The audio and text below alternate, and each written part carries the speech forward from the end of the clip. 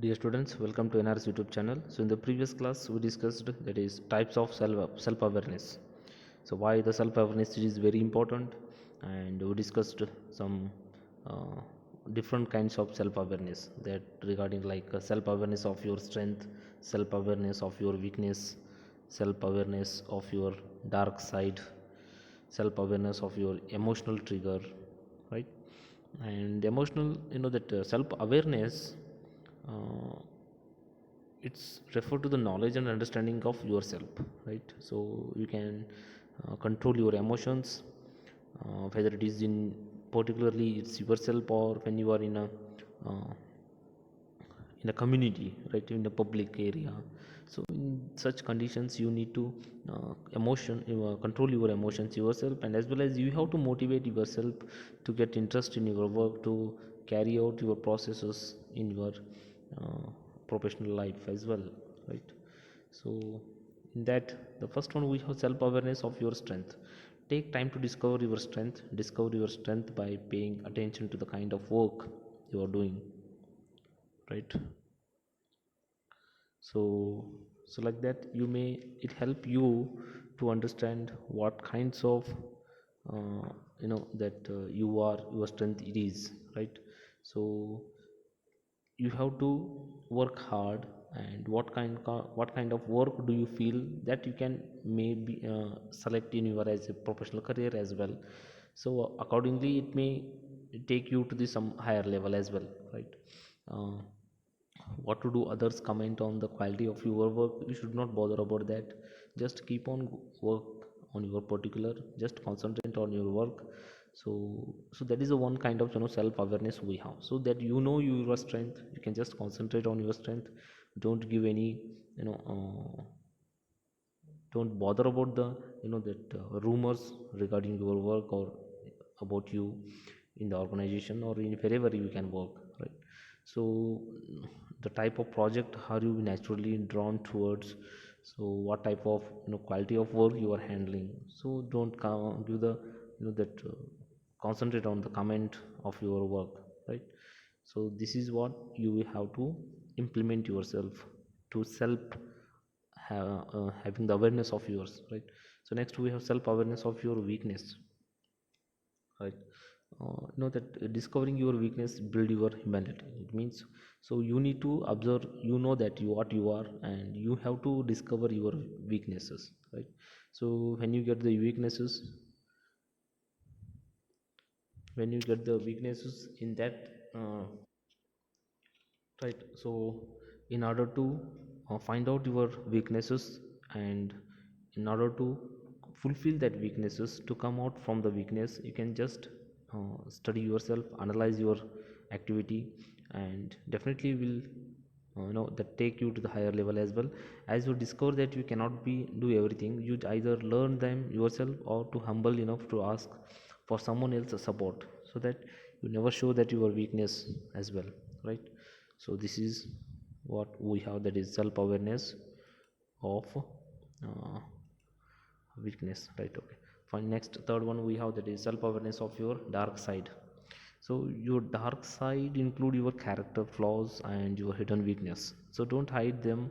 Rather try to overcome them with the help of friends and family. Just you can talk with your family and friends, they can know more about you, how you are, what's your character, how your what's your ability. So they can just, you can talk with your close friends or your family members, and try to dig that your dark side, and try to come out from the dark side, right?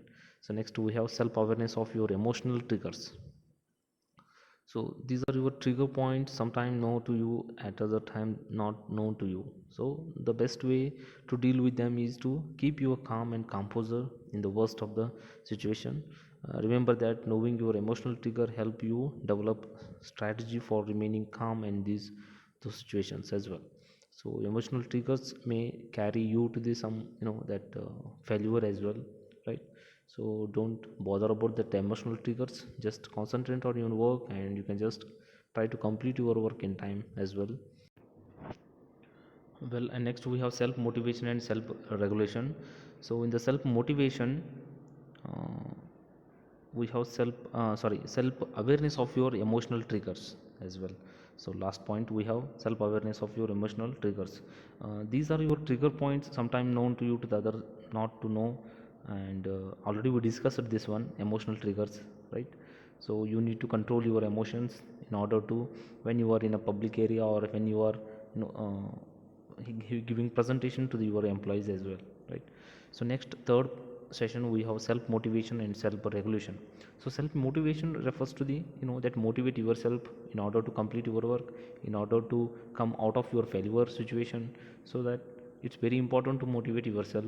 And as well as, if you are an entrepreneur, you need to motivate yourself and as well as your employees. So identifying effective methods of getting yourself to motivate and move from thought to action. Every human being is different. Some individuals are highly self-motivated, while others require the imposition of external deadline or some type of reward, penalty, or in order to move from thought to action. So identify your specific needs in this area is the first step. So some, they are by birth they will be self-motivated themselves, and some they need an external force to motivate them, and some they need to the reward, right, or recognition they need to motivate them, right. A common barrier to action is often perception that a task is too large or too complex to accomplish. If that is an issue for you, then a useful practice is to break down the job into several smaller, more doable tasks, each of which you can envision accomplishing is as a set of period. So if you are an entrepreneur, and it's very important to know that having the balanced work to the employee as well, right. So and motivate themselves and motivate them to get the work from them, right. In the recent years, the self regulation of systematic effort to direct thought, feelings in action towards and attainment of one's goals has assumed great importance in the psychological and educational literature. So your self regulation, so what is self regulation? Self regulation in the sense, you need to carry out your work in a systematic way, right. So it results you that response and specific event and attune your action according to accomplish your set of goals. So your self regulation also enable you to develop your own idea about what is appropriate behavior, right, and what is inappropriate behavior. So that decision you need to take that type of decisions in your professional area, career. So you have to self regulate yourself, so right. And in the given social condition, with the development self regulation, you think before you act, and most of the time you know how to control your negative impulse over not so pleasant situations. And let your emotions when you weigh the situation and find it apt and conductive to receive and reciprocate you, right. So these are the things we have in self regulations. And let you go your emotions when you weigh the situation and find it apt and conducive and receive and reciprocate your emotions for actualizing your set of goals, right. So these are the points we have in self-regulating. So self-regulating that affects your goal setting require you to set a long-term goal, break into the short-term attainable sub goals, and monitor progress and assess capability that adjust the strategy and goal is needed. So that when you set the goal, so you need to break that goal into parts, right. So one by one you need to complete it. So that type of regulating yourself, and you can plan yourself to reach that particular goal, right. And your knowledge about self awareness and self motivation and self regulation will help you identify your set or interest, career path, and you define your career as well. And you become the key motivator. And you can also take personality assessment to gain insight into yourself.